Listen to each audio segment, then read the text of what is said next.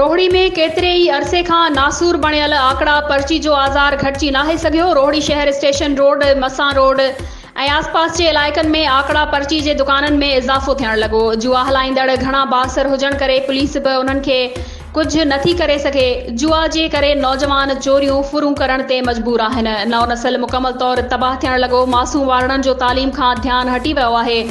15 ॾींहनि वारे चांद रात खां पोइ हर रोज़ हिकु कलाक में चांद रात कई पई वञे, जंहिंमें बुज़ुर्गनि नौजवाननि सां गॾु ॿारड़ा बि दिमाग़ी तवाज़ुन जा शिकार आहिनि। शहरियन SSP, DIG Sukkur, SHO, DSP Rohri ऐं आईजी सिंध खे अपील कई आहे त फिल फौरी तबाही कंदड़ दुकान बंदि कराया वञनि। ॿी सूरत में रोहड़ी जो अवाम रोडनि ते हूंदो।